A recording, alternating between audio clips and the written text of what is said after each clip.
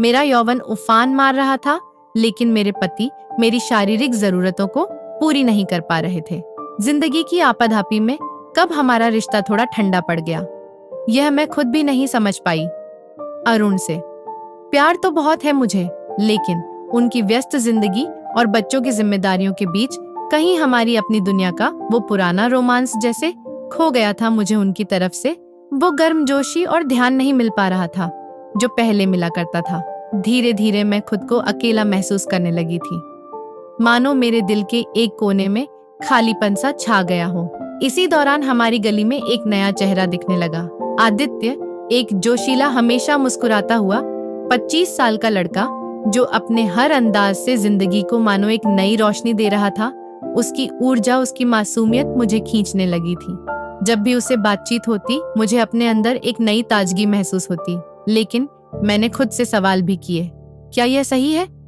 क्यों मैं आदित्य के प्रति आकर्षित हो रही हूँ, जबकि मेरी खुद की शादी है और अरुण से मेरा सच्चा प्यार है। खुद को मैं समझा नहीं पा रही थी कि आखिर ये सब मेरे साथ क्यों हो रहा है। मैंने अपनी सबसे करीबी दोस्त नीतू से बात की।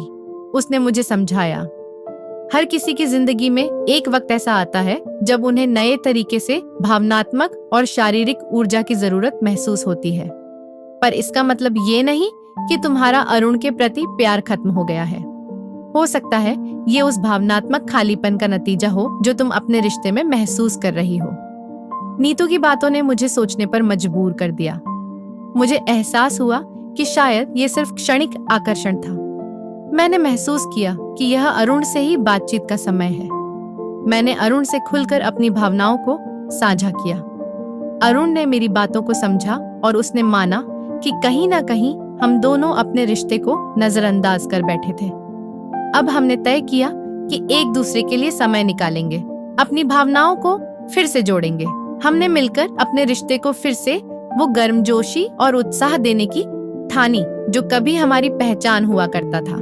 इस अनुभव ने मुझे सिखाया कि जब रिश्ते में खालीपन महसूस हो तो बिना झिझक एक दूसरे से खुलकर बात करनी चाहिए। शायद इसी से हर रिश्ते में वो ताजगी और खुशहाली बनी रहती है।